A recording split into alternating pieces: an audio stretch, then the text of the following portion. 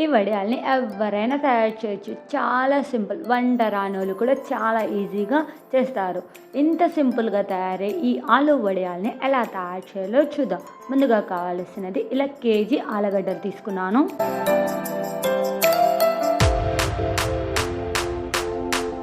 ఈ ఆలు అన్నిటిని చిన్న పీసెస్గా కట్ చేసుకోవాలి. మనకు నచ్చిన స్టైల్లో కట్ చేసుకోవచ్చు. వీటిని నేను ఇలా రౌండ్గా చిన్న పీసెస్గా కట్ చేసుకున్నాను.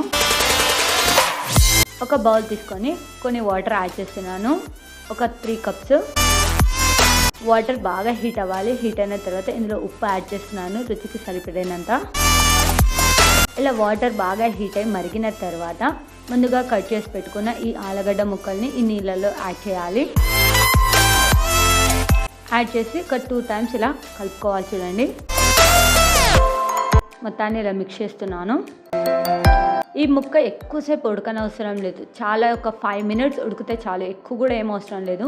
5 మినిట్స్, మినిమం 5 మినిట్స్ ఉడికితే చాలు నీళ్ళల్లో. ఇలా ఉడికిన తర్వాత వీటిని ఇంకా తీసేస్తున్నాను. ఇలా వాటర్ అంతా రిమూవ్ చేసి ఒక బౌల్లో యాడ్ చేస్తున్నాను. హోల్స్ ఉన్న బౌల్లో. తర్వాత ఒక క్లాత్ కానీ ఒక కవర్ కానీ ఏదైనా సరే ఇలా మందంది తీసుకున్నాను. ఇలా ఉడికించుకున్న ఆలు మొత్తాన్ని ఎండకు ఆరేసుకోవాలి. పతలాగా ఆరేయాలి.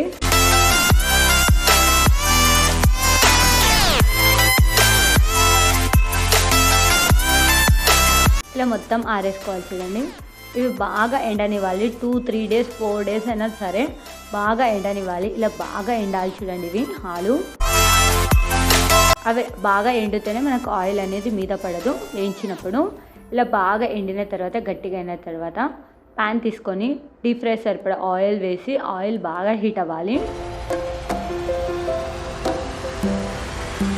హీట్ అయిన తర్వాత ఈ ఆలు చూడండి చాలా సింపుల్గా తయారైపోతాయి. ఎక్కువసేపు పెట్టామంటే మాడిపోతాయి. ఇలా వేసిన వెంటనే వితిన్ సెకండ్స్లో బయటికి తీసేయాలి. ఇలా పొంగిన వెంటనే, లేదంటే ఇవి మాడిపోతాయి.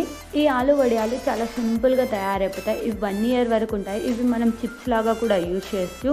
మీకు కూడా నచ్చినట్లయితే ట్రై చేయండి. Thank you for watching my channel.